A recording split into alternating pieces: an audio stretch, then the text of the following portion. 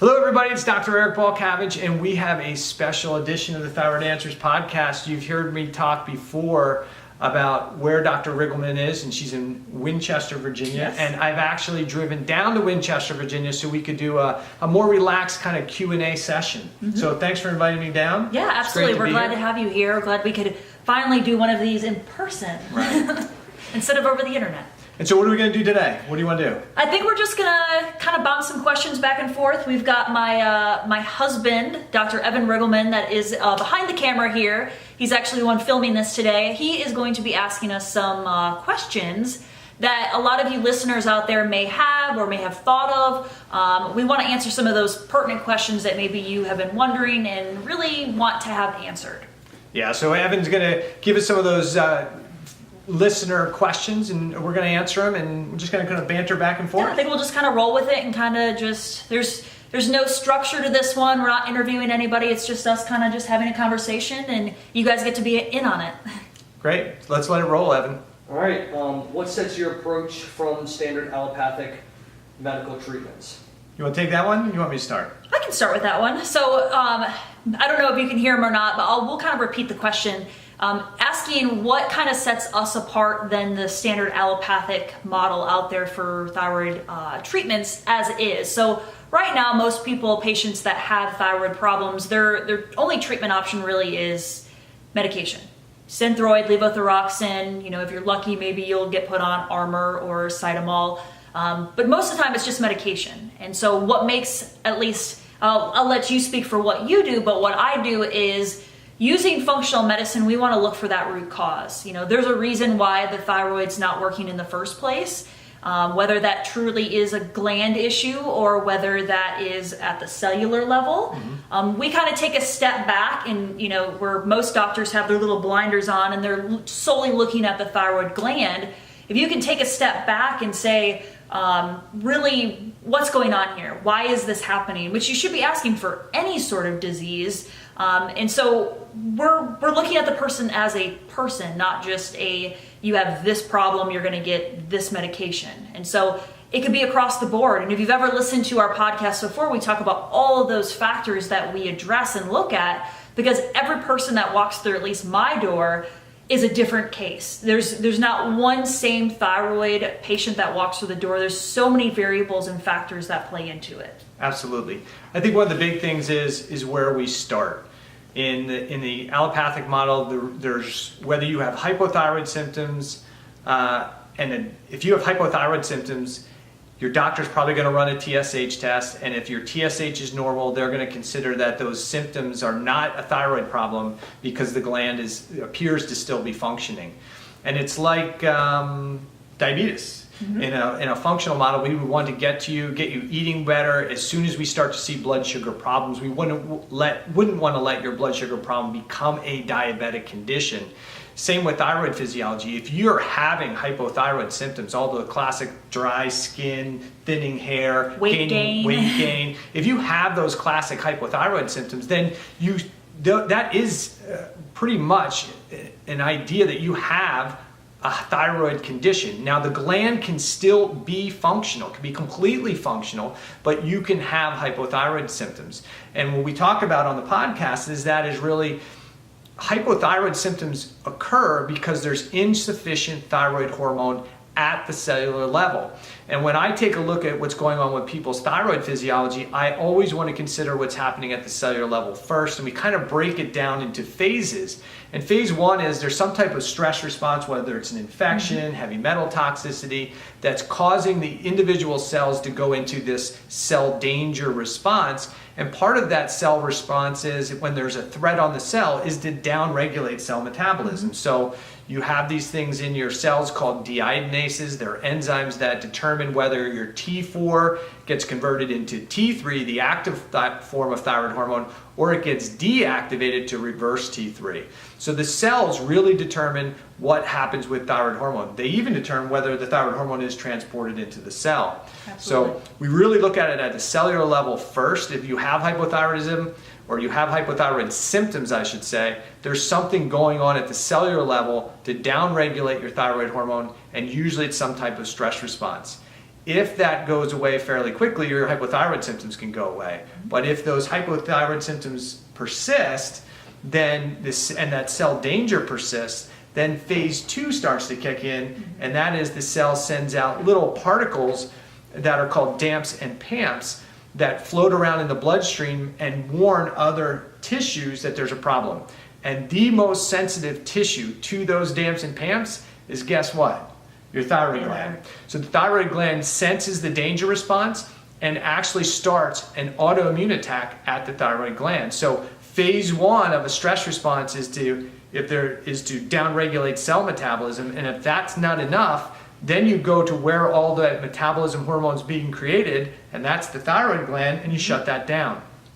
I look at it, and I know Erica looks at that too, that in most cases, a thyroid condition is not necessarily a mistake. Yeah. It's the body trying to protect itself. So if there's a threat response, you're overly stressed out emotionally, physically, chemically, you have toxicity issues, part of what the cell is trying to, or the body itself is trying to protect itself. And the best way to protect itself is to slow down cell metabolism. Yeah, I love the aspect that it's, the body does not make mistakes. It really doesn't. And so you can't just take a medication and expect that to solve the problem, because your body didn't start producing those symptoms just because it decided there was an error. You're not a computer. There's not an error. There's a reason why that's happening. And so you have to take that step back and say, okay, why is the body trying to slow you down? Is there a chronic infection? Are you being exposed to some sort of chemical? Are you overworking yourself, whether that's working out at the gym or even at work, where your body wants to shut you down to really try to slow you down so that your body can really repair and heal? And so if you're not addressing that stuff and you're trying to push the gas when your body's trying to push the brake, you can have more issues downstream. Absolutely. So, the simple answer to my long-winded response is really, what do we do different than the allopathic model? We don't want to wait for you to have overt glandular disease to try and support you. We want to listen to you. If you have hypothyroid symptoms, then we need to start investigating why you have those symptoms and address those things before you finally have overt hypothyroidism or glandular destruction. We want to try and get you before that process happens. Yeah, the hard thing is that most patients, they're in that pre-phase at some point where they're producing thyroid symptoms. They think they may have a thyroid problem, so they go to their doctor. Their doctor may run a really basic panel, and they're like, no, it's not your thyroid, it's just in your head, you're stressed out, you're depressed, here's an antidepressant, exercise more. And so some people go through that phase 1 they could be in that phase for years and know something's not right, but they're not to the point where their doctor can actually give them prescriptions because they don't see that there's a problem. Right, and that's a question we'll hit because somebody wanted to know, is there a possibility that you could have all these symptoms in normal TSH? And actually that is very commonly seen, and we'll talk on a point, I think, somewhere along the way, whether labs are normal. Even if they're normal, are they appropriate? And so we'll touch base on that. Why don't we just go ahead and get right into that, and you all can discuss normal versus appropriate lab values for TSH, T4, and which ones are inappropriate and things like that. Okay, so let's start with, when we talk about labs and lab testing, that's a good place to start. And in the conventional model, the allopathic model, the focus is just on TSH primarily, and on maybe T4. And some people want to know or believe that that's a full thyroid panel when they're going to see their doctor, right? Yeah. And for the doctor's standpoint, in their model, that is all they need, because the belief is that TSH represents the thyroid hormone status of all the cells in the body. Now, today's research shows that that's not necessarily true. And so in their model, however, they're still working on this 50-year-old model that's all you need to do is have normal TSH and all the thyroid physiology works, and we know that's not true. So in that model, TSH and T4 is really all that's needed, but there are other tests that really make up a full panel, and those are, I'll let you kind of work through those. Yeah, I mean, we want to look more than just TSH. We want to be looking at T4, which we know is semi-inactive. It does have some active properties to it. But then we have the active form T3. But there's some other markers that, it's never run. I mean, I rarely see a reverse T3 run or a T3 uptake. antibodies run. I mean, there's so many different aspects that go along to thyroid to be able to fully evaluate it. So you want to be looking at those hormones, but you also want to know the total amounts, but the free forms as well to get that full picture. And so, yeah, there's a lot of markers that go along with looking at it more than just TSH.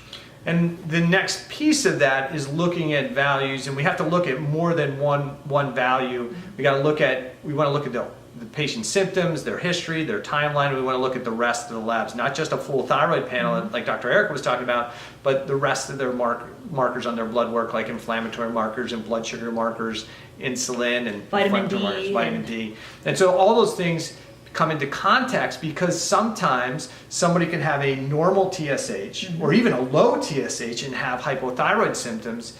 And we'd say, well, their lab range is normal, but it may not be appropriate, right? Yeah. So there are situations, and inflammation is a great example of that, where if you have systemic inflammation, and we can look at markers on your blood chemistry like CRP, homocysteine, fibrinogen, higher insulin levels, uric acid, those kind of tests that are fairly standard when we run a more comprehensive metabolic panel can give us an indication that the body's in an inflammatory state. And if the body's in an inflammatory state, inflammation will suppress something called your pituitary gland.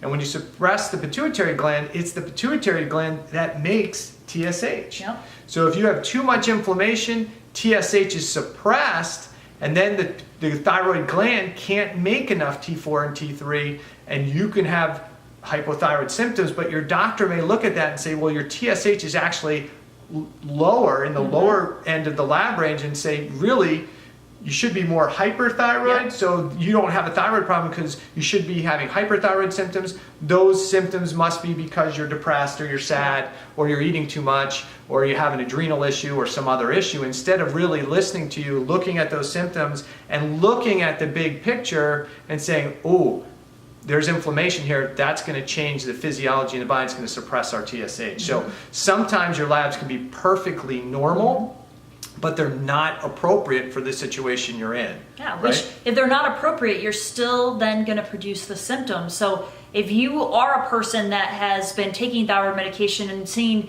the best endocrinologist that treats your thyroid, but yet you still have all these unresolved symptoms, there's something else going on that you really want to maybe do a more expanded thyroid panel. Maybe they're not running those full labs. So if you have had your thyroid tested, pull those labs back out and see what they're actually running. They may be missing a few of those markers, but those markers may be really key to be able to resolving some of those symptoms. Right. And in reality, if you are gaining weight and you're storing fat in healthy thyroid physiology, your TSH should go up to say, hey, we're putting on extra calorie load here.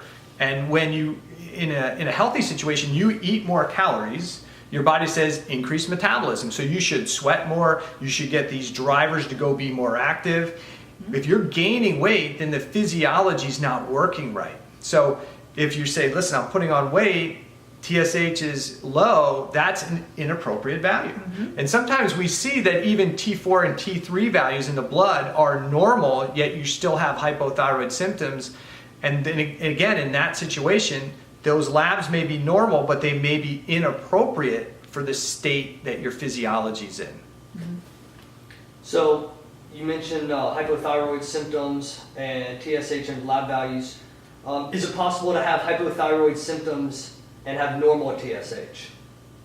So the question was, can you have hypothyroid symptoms and normal TSH? You definitely can. Yeah. Go ahead, Absolutely. I'll let you cover that one. I mean, because the reality is that your body will, obviously you can still have those symptoms if we have cellular issues. So, although you may be getting thyroid hormone to, like, let's say in the brain you may be getting enough thyroid hormone, but let's say it's not getting inside the cell, that's really where you're going to have those metabolic changes. That's where it's going to be metabolically most active. You can change the TSH when it's getting to the brain tissue. You're going to have that response, which then your TSH could be normal, but you may not be getting it at the cellular level. I think that's the big difference there. Yeah, let me give you a scenario. This is that time of year when more people are getting colds and viruses and the flu. If you had a virus and the virus got into your cells, one of the things that your body would try and do is it would try and downregulate cell metabolism to try and not allow that virus to replicate. Because when your cells replicate and the cells are increasing their metabolism, the virus can replicate. And that's not what your body wants to do. It actually wants to wall it off and kill it and stimulate something called autophagy for the cells to start kind of eating their own debris and hopefully eating that virus. And in that situation, you're going to have hypothyroid symptoms, but your gland works perfectly fine. So TSH should be normal, but you're going to have hypothyroid symptoms because you have a chronic infection. That could be bacteria, that could be virus, that could be Lyme, that could be anything. And it could be that you have a load of heavy metals. You could have organic toxins that are in the system. You could have any number of challenges that could cause you to have downregulation at the cell and still have normal gland function and enough thyroid hormone getting to the brain. Another great example of that is many of our the patients we see, right? They're mouth breathers. They snore at night, and when you mouth breathe and you snore at night, we call that state, as it gets kind of into a more advanced state, we call that sleep apnea. But if you're mouth breathing at night, you're creating what we call hypoxia. You're actually getting decreased oxygen to the brain. And there's plenty of papers and research showing that if you have hypoxia going on, that will cause your cells to downregulate thyroid metabolism. So all night you snore, you mouth breathe, and then you're deactivating your thyroid hormone at the cellular level all night. And now you wonder, why can't I lose weight? Well, because of the way you're breathing at night, you're deactivating your own thyroid hormone. But again, the gland is working fine. There's no problem with the gland. Absolutely. And I love that you pointed out the infection portion of it, the viral component, because I see in my office that a good portion of my patients have some sort of, whether that's Epstein-Barr virus, which is huge with thyroid dysfunction, but I'm seeing more and more of the herpes strands, which is herpes virus. So whether you have the shingles or you get cold sores, those can affect and do the same thing in the body. And Lyme disease as well. Those are prevalent things that people don't really connect the two, that can create, that cell danger response or create, cellular resistance, or the cells just shut down, but your TSH may be perfectly fine. So those people feel terrible, but their doctor, is saying that their labs look completely normal. Right. And it's because the focus in allopathic medicine is really on the gland. And even though we know that the vast majority of cases of hypothyroidism, primary hypothyroidism, are caused by an autoimmune issue, right? They're still not even really paying attention to that. They're just saying, okay, it's primarily caused by a hypothyroid or an autoimmune condition. There's nothing we can do there. So we're just going to give the thyroid hormone once the gland starts shutting down. But what we now know is there's lots of things you can do if you have autoimmunity to kind of calm that cascade down. And we're seeing that if you do calm that autoimmune cascade down, or you reduce or remove that stressor, that the thyroid hormone, the thyroid gland itself, it can recover. Yeah. Now, side question with that aspect is, with things like Lyme disease and Epstein-Barr, that can create autoimmunity, but are you seeing more of it because the cells are shutting down and then they want to shut the gland down so they start destruction? But I've also heard the other flip side is that those pathogens burrow inside of the thyroid gland and create autoimmunity that way. Is both of those kind of relevant, or do you notice that one's probably more likely than the other? I think either one of those mechanisms is possible. The unique thing about the thyroid gland is that it doesn't even need the immune system to mount an autoimmune attack. Okay, so whether something gets into the thyroid gland, and whether it's a virus or even from the GI tract, right? Because the GI tract has lymph tissue that's associated with it, and the thyroid gland is uniquely connected to the gut lymphoid tissue.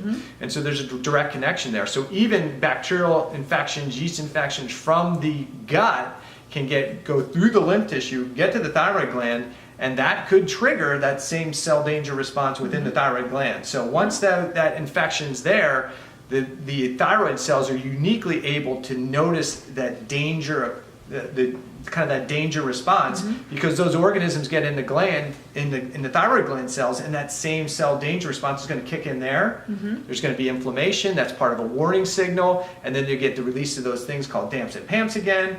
And now you've got the autoimmune process kicking in. And that process can occur even without so-called immune cells. Yeah. So we're talking about hypothyroidism. How would somebody know if they had that? What are some indicators? Symptoms of hypothyroidism? Yes. Well, I mean, that can be vast. I mean, there's thyroid receptors just about, and obviously you need thyroid hormone in every cell in your body. So, I mean, it could be very vast symptoms. I mean, the most common ones are going to be weight gain, fatigue, dry hair, dry skin, maybe losing the outer portion of your eyebrow. I mean, it could go as far as, brain fog and, cognitive issues. Fatigue, sleep issues. You can get hot flashes. I mean, there's a vast majority of symptoms that can be associated with hypothyroidism. But the classic ones that most people talk about is constipation, dry skin, dry hair, thinning hair, thinning eyebrows, brain fog, fatigue, weight gain for no apparent reason, mood issues. So the tough part is that thyroid physiology touches every other tissue in the body. So as soon as you start decreasing thyroid hormone physiology within your cells, every tissue can start to be impacted. That means you can have a vast majority of a ton of different symptoms. I think it's funny that you say unwanted weight gain or how did you phrase it? The inappropriate weight gain. You're not, you're maybe trying to lose weight. I often have patients come to me who's like, yeah, I'm trying to lose weight, but yet they're eating fast food every day. So it's the people who are actively trying to lose weight. They're eating a healthier diet, they're trying to exercise, and then they're gaining weight. If you're doing all those things, then you want maybe suspect that maybe there's something going on thyroid based, whether that's thyroid hormone or the thyroid gland, something going on at that perspective. Because again, if you're not living a healthy lifestyle, of course you can definitely be putting on weight. And I want to add to that too. One of the worst things that can happen is if you're struggling with weight issues and you've got this kind of stress response going on that started the thyroid problem, these thyroid symptoms to begin with, this cellular process going on, and somebody tells you, well, what you need to do is you need to eat less, right? If you go on this kind of, I'm going to eat 500 or 600 calories less per day, will you lose weight? You might in the beginning, right? But really what you do is you wind up actually making a bigger thyroid problem. And a thyroid physiology problem is what I really should say. Because in starvation, if you start giving the body signals that you're actually starving it, one of the protective mechanisms is to slow down thyroid physiology. And they've shown that starvation not only slows down cellular physiology, but it actually activates autoimmunity. So again, that's another one of those stress responses. So when your doctor says to you, listen, your TSH is normal and you're gaining weight, you just need to eat less, and you look at your diet and you go, okay, I've cleaned up my diet, I'm only eating 2 meals a day, I'm still not able to lose weight. Don't cut your diet even further, because you're actually going to cause your thyroid condition, your thyroid physiology to get worse. And I think there's a huge point to make a difference. There's a huge difference between cutting calories and eating a really low calorie diet and doing like feeding restrictions, where you're restricting your eating to maybe a 8-hour window, like doing intermittent fasting. There can be some great benefits to that, but if you're just overall, this is the person who snacks all day long, but you're only eating 50 calories here and 100 calories here, but you never go a period of time without eating. That's the people that we're talking about, because there can be, you kind of have to distinguish between the intermittent fasting kind of restrictive eating versus just going on a low calorie diet, like Weight Watchers or some of the ones out there that push a lower calorie diet. Those can be a little bit more damaging to the body. Right. They talk about when we talk about intermittent fasting, that's when you eat for a certain period of time, and then you have a big gap where you don't eat. And in those situations, you may eat fewer calories, but you're not have this long period where it's sustained low calorie intake. When somebody just says, okay, if my norm's 1,800 calories per day or 2,100 calories per day, but now I'm going to do this HCG 500 calorie a day diet for the next 30 days, what you really do is change the set point of your metabolism, and your metabolism says, okay, we've got to lower the whole metabolism because there's not enough calories coming in. If you just a couple days a week you don't have the same calorie load, that's different, because other days you're getting that calorie load back up, so that's not a big deal. The other thing I think that we should tie into right there as we go to do it, when somebody says to exercise more and harder, right, that you're going to lose weight. And again, we talk about the stress response causing thyroid physiology problems at the cellular level.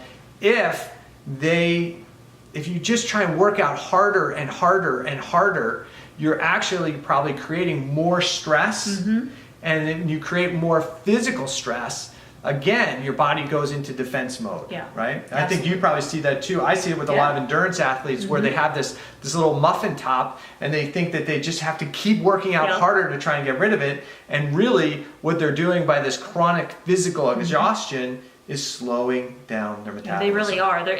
They're pushing their body too far, that the body is trying to shut down and slow you down. So it naturally wants to slow your thyroid down because it wants you to be tired. It wants you to not have the energy to be able to go to the gym. It's your body's kind of emergency brake. It's trying to slow you down on purpose. And when you try to push through that, oftentimes you're not doing yourself any good by doing that. Yeah, we often try and work over that, right? You take your double cafe, whatever, latte with extra espresso in it, and you do a couple of those a day just to kind of get you through the day. But really that fatigue issue is where we should say, okay, I shouldn't be this tired of fatigue. Something's not quite right. Absolutely. So if someone is suffering from hypothyroid symptoms, is the best option for them is to go on to thyroid hormone support? Well, that really all depends on each person's situation, and everybody's an N of 1. So if their TSH is really high, their T4 and T3 values and reverse T3 values and free thyroid hormone values are really low, they're probably going to need some thyroid hormone because they're just not making enough. And we got to get them some for their brain to work. But if they have hypothyroid symptoms and their TSH is not really out of lab range, it's probably not a good idea to give them more thyroid hormone, because if there's appropriate levels or lab appropriate levels of T4 and T3 in the blood, but you still have hypothyroid symptoms and your TSH is elevated, that T4 and T3 that's already in the blood isn't getting into the cell to begin with. So flooding them with more is not going to necessarily create what they want. Right? Absolutely. And there can be a downside to taking extra T4, right? Because if you take more than the cells want or more than the cells can use, then the cells inside the cells, they can convert that T4 either to the active hormone T3, which they're probably not doing. The other thing they can do is they can convert it to reverse T3, and that's deactivated T4. So it doesn't do you any good. So T4 can go to T3, go to the nucleus, stimulate metabolism, or it can be converted to reverse T3 and it becomes inactivated and cleared from the body. So just trying to force more thyroid hormone into the system doesn't always work. But we're not totally against thyroid hormone medication. There's a right time and a place for all medication, and that's across the board, whether that's thyroid hormone or other medications out there. We're not against it. There's just an appropriate time for it, and there's other times that those things can be fixed and you may not have to be on the medication. Right. And I think sometimes it's, even if you need to be on thyroid hormone, we would still look at you the same way and say, there's a reason the gland became dysfunctional. So let's get the physiology to a point where your brain can work and some of these really important processes can work. And then let's start looking at, why did the gland go under attack? What's creating it to not work well? Sometimes it can be things that interfere with gland function. I know when I was doing a lot more swimming and I was in a chlorinated pool, I started having more elevations of my thyroid antibodies, and it started creating more issues. Changed the environment of the pool that I'm swimming in to more of a saltwater pool, and I saw a change in that. So there are chemicals and there are things that can disrupt gland production predominantly even without the autoimmune issue. But when we talk about hypothyroidism in general, the vast majority of the cases are autoimmune based, right? So which thyroid hormone support is better, T4, T3, or a combo of both T3 and T4?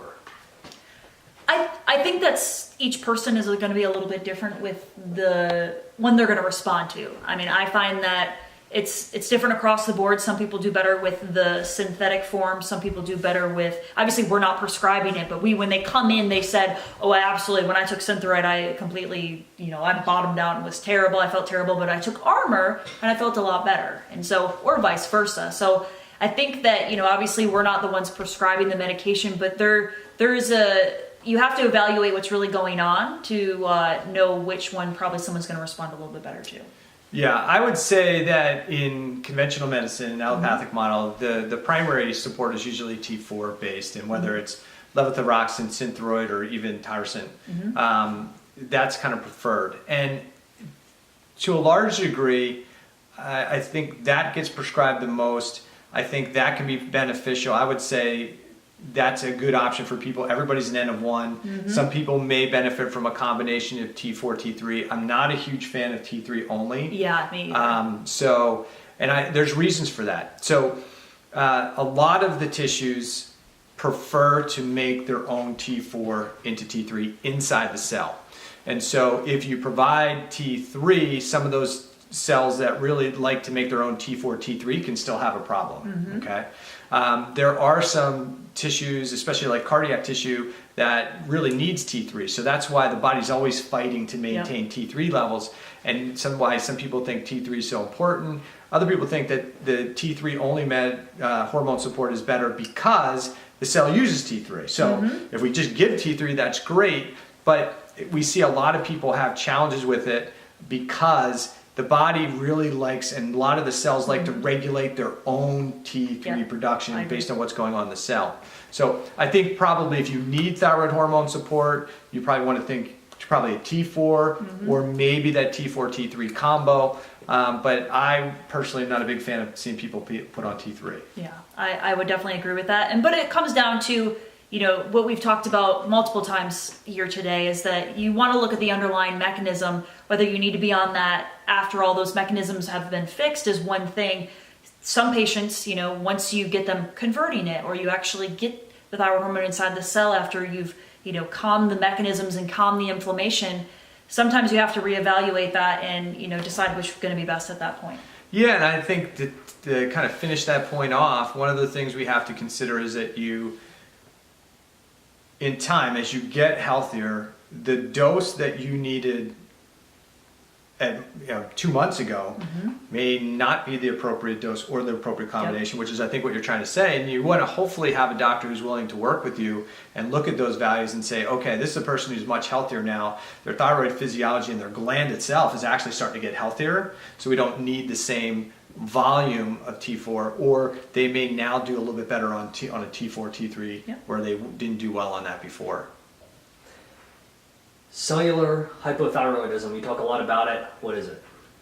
So cellular hypothyroidism means that there's insufficient thyroid hormone at the peripheral cells. So when we talk about hypothyroidism and your doctor says you have hypothyroidism, primarily what they're talking about is that the gland cannot make enough thyroid hormone. They call that primary hypothyroidism. The leading cause of that is Hashimoto's. There are some other causes of issues that may cause the gland to have problems.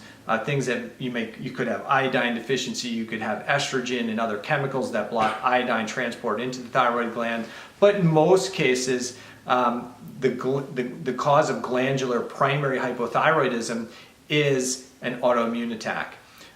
But when we have hypothyroid symptoms, it's a result of insufficient thyroid hormone at the cell. Doesn't matter what the gland is doing. It's about what's happening at the cell. So that term has been called tissue or cellular hypothyroidism. You'll hear some doctors talk about normal TSH, normal T4, maybe low T3 if it's ever tested. But the person's struggling with hypothyroid symptoms, and they may call it non-thyroidal illness syndrome. There's been a new paper out that's called Atactus, and essentially what it is, it's all the same thing. It's that you don't have sufficient thyroid hormone at the cells. And so anytime there's decreased transport of thyroid hormone into the cells, or the deiodinases are deactivating the thyroid hormone, or anytime you have those classic hypothyroid symptoms, it really is about what's happening at the cellular level, right? I always tell all my patients that thyroid hormone is utilized, all the magic happens inside the cell. So when you're getting your labs done and they're looking at T3 or T4, that's in the blood.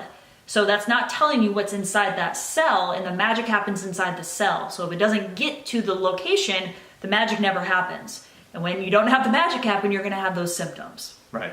And unfortunately, there isn't really great testing to tell us what's really going on inside the cell. So we only have a few markers to kind of gauge that by. One of those is symptoms. We can look for some of those inflammatory markers that we talked about, some of the indicators that there may be hypothyroidism at the cellular level. I mean, and then you can look at things like reverse T3 elevation. And again, that's not traditionally used in the allopathic model. You can look at T3, reverse T3 ratios and free T3, reverse T3 ratios. But really, there hasn't been good research and good testing tools to really measure what's going on inside there. So we have to kind of use some inferences. We have to take a look at calculations of things and look at symptoms and look at other markers that may tell us that, yeah, the person's got symptoms and they have things that would be causing the cell to downregulate and result in hypothyroid symptoms. So the other thing that's really important there is that when I say the gland doesn't really matter, it's all about what happens in the cell. The gland does matter, right? But if you had your gland destroyed, let's say you had hyperthyroidism and somebody radiated your gland, or they killed it with chemicals, the gland doesn't work anymore. The gland's out of the picture, right? And so they can put T4 into the system, and you can still have hypothyroid symptoms because it's not getting to the cellular level. You could still have hypothyroid symptoms, normal T4, no gland at all, but the symptoms are the result of what's happening in the cell, the magic in the cell. Yep, absolutely. So a lot of docs are running just a couple markers for thyroid disorders. Why do you think running a full panel is important? And this may just coincide with what you all just talked about. Why the gland is so important, but why do you think the full thyroid panel is very important? So why do I think a full thyroid panel is important? It's because you want the full picture. You know, if you're trying to put a puzzle together and you only have a few of the pieces, the puzzle isn't complete. And so we want to be looking at all of those markers, and more than just, you know, the thyroid markers. We want to look at those inflammatory markers, get that full picture, because you really want to see the body as a whole. It's more than just the gland. It's more than just the cell. It's the way that the body all works together. We're a machine that involves multiple different parts, and you need to see how all of those are working together. Yeah, I mean, we understand that in the allopathic model, the focus is on the gland, and the focus is on just trying to bring TSH back into range and T4 back into the range. And so we understand that, and that's what it's what doctors have been taught. It's the model they've been using for the last 50 years. And they're really not even concerned about what happens to the T4. There's kind of been this assumption that as long as you put enough T4 in the system, that it's going to diffuse into the cells, and it's going to get converted to T3, and it's going to stimulate metabolism. But there are other markers there that can give us some clues if we run that full panel that there's a breakdown in the physiology somewhere. So just because I put gas in the car doesn't necessarily mean the car is going to run. And just because I put enough T4 into the bloodstream doesn't mean that it's getting to the cells and actually stimulating metabolism. There's a lot of things that can interfere with that process. And unfortunately, it's just been really kind of ignored or not really paid attention to for the last 20, 30 years. I think we're seeing the shift in that. There's been some brilliant papers in the last couple of years. There's a paper that just came out on thyroid allostasis that really kind of validated a lot of what we've been talking about. It's a brilliant paper. But the research is now showing that this kind of linear model, top down, that the gland just pumps it out, it diffuses into the cells, and it only can be converted into T3 and stimulate metabolism. The science, the research shows that thyroid physiology is just way too complex. I think that, even 20, 30 years ago when really these standards were put into place, our health was a lot different back then. I mean, we now have more toxins in our environment, more things that we're exposed to. We're living unhealthy lifestyles, things that we're being exposed to. And I think all those things play on it where, 20, 30 years ago, the doctor could assume that your body was going to convert all that T4 and it magically was going to get to where it needed to go. Well, we have a lot more obstacles to get through these days. We're exposed to way more toxins and more things that slow that process down. So you can't always just assume that it's going to get to the destination. Right.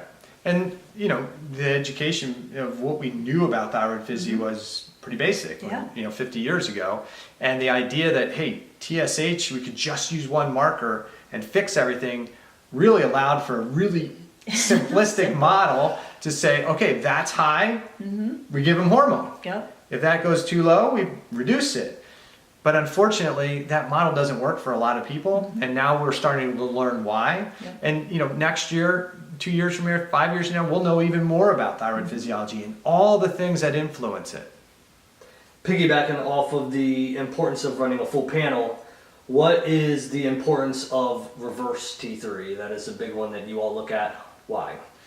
So reverse T3 is really, really important because, as I said, T4, the primary pro-hormone that the gland makes, and the gland makes the vast majority of hormone made by the thyroid gland is T4. It's inactive. It also makes T3, which is the more active form. And this is kind of by probably really neat design, right? So the body releases this T4 and it's kind of always there, but we convert it as cells need it, right? If we just dumped lots of active thyroid hormone into the system, we'd all be hyper all the time, right? We'd increase our metabolism so much. So the body really tries to control thyroid hormone at each individual cell and tissue based on those individual cells and tissue needs. And so if a cell doesn't need as much thyroid hormone, when that T4 enters the cell, it can be converted either into the T3 to do stimulation, or it can be converted into that reverse T3. What we don't see is what happens to T3, right? Sometimes T3 can go right to the nucleus and stimulate metabolism, or that T3 can be deactivated as well to something called T2.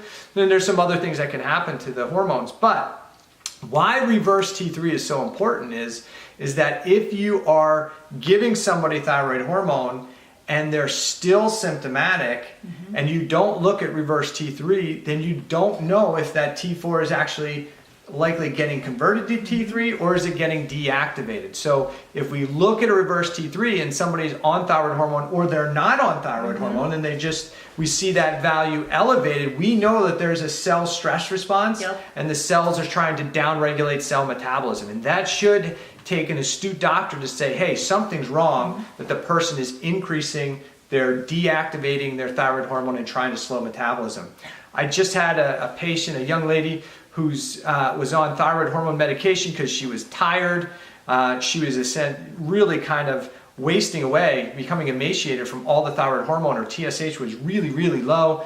And that because she was just tired, she was more tired, more fatigued, they just kept giving her more and more thyroid hormone.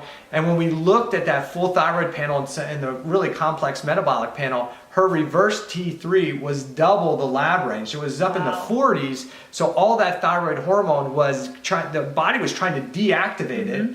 But the downside was that all that extra T4 was not only being deactivated, but some of that was stimulating, not doing kind of the normal genomic actions, but what we call non-genomic actions. So it's actually binding to the outside of our cells, stimulating cell metabolism, and actually contributing to her chronic tiredness and fatigue. So if her doctor had looked at maybe the reverse T3, he would have said, wow, I'm giving this person too much thyroid hormone. The body can't deal with it. It's trying to deactivate it. And maybe she wouldn't have been as sick as she was. Yeah, I love reverse T3. It's probably one of my favorite thyroid markers just because it gives you so much information about the way that it's converting, but you also, if it's high, you know that there's something going on that's alarming in the body, and that becomes where you really have to put on your thinking cap and say, okay, if there's something going on, it's either environmental, it's stress related, there's something else. It's more than just, something simple that, most people can think about. You've got to actually maybe run some specialty tests. Maybe you need to run some pathogen stressor tests, look at the GI function, look at other things, food sensitivities, and look at all those things to really get the person over that hump. Because if you ignore that, you're often, those patients are going to continue to feel the way that they are.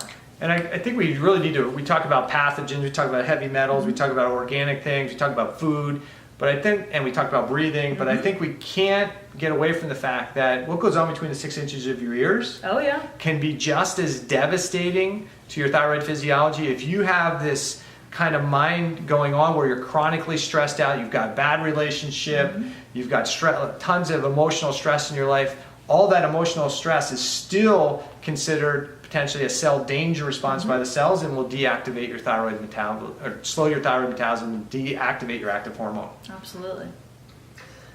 Last question. I want to end on this. Both of you all help a lot of thyroid patients. You both are very successful at doing that. I would go as far to call both of you experts in this field.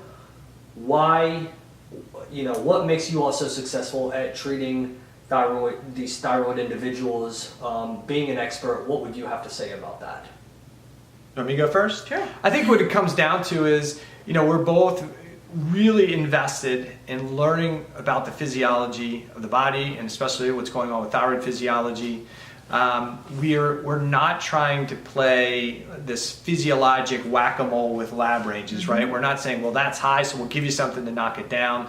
Really, we want to get to root cause. Yep. And there's a lot of discussion, even in the functional medicine world, about getting to root cause, but especially in thyroid physiology, I think it becomes really important to understand that when we talk about what's going on with the physiology of the body, and the most common thing in functional medicine is everybody's kind of focused around the autoimmune issue, which I think is really important. But I think what makes us a little bit different is that we're not looking at all these processes as mistakes. We're looking at these as protective mechanisms in many cases that are going on, and we're digging into what are those root causes that would make the cell physiology slow down, to reduce the metabolism of the body, to reduce the metabolism of the cells, and why would the body attack the thyroid gland? Yep. There must be a reason. I think that's an important key thing, is the why. I think that's what kind of makes us different than other people, and why we're passionate about what we do is we ask the question of why. When a patient comes to us and they're not responding the way that, people would think that they would respond, we're asking, well, why is that? And we're digging deeper, and the whys make us dive into the research, try to figure this out a little bit more. And the more we research, the more we may realize we don't know, because it's like a rabbit hole. The more you start learning this stuff, it's complex. It's not black and white. There's lots of things that go into it, but we're constantly trying to keep up on the research and learning this stuff. Plus, we're in clinical practice. We're seeing these patients on a daily basis. We're out there in the field trying to help these patients, and I learn from just about every single case that comes and sees me, because every person is different. Yeah, I think we just don't follow a formulaic model, right? And I think we see that in allopathic medicine a bit. Sometimes we see that in functional medicine. If you have a thyroid problem, you give selenium and you give these nutrients, and that should make thyroid physiology work better. If it's the allopathic model, we're not really worried about what's causing the problem. We just give thyroid hormone, and that should make everything work. And really, at the root of it, we are trying to get to the root cause of why somebody's got hypothyroid symptoms, whether they have a glandular problem, an autoimmune condition. If you've got these classic and chronic hypothyroid symptoms, there is a reason why. You're not nuts, you're not crazy, you're not lazy, you don't need to typically eat a lot less or exercise much harder. You need somebody who can help you figure out what those root causes are. And I think that's what sets us apart. Absolutely. Well, I'm so glad that you came to visit us here, and that we could do this actually a live video. I think this was a great session. I think it was great. I think our listeners are going to get a lot of good information from this. Yep. And if you have any questions that you want answered and they didn't get answered on this podcast, I'm sure we'll do another Q&A in the future. Yeah. So just wherever you watch this video, put those questions, and we'll be sure to include those as part of our next Q&A. Yeah, absolutely. The reason we do this is to answer your questions, give you more information. So if you've got questions, submit them. We want to give you the information. We want to help as many people as we possibly can. So, go to iTunes. If you like what you hear, give us a rating. We're always trying always trying to improve those ratings so that we can reach more people. Make sure you subscribe to us on YouTube or on iTunes so that you can see when we release new episodes. Yep. Every couple weeks. All right. Thanks, everybody. Yeah, thank you. Take care.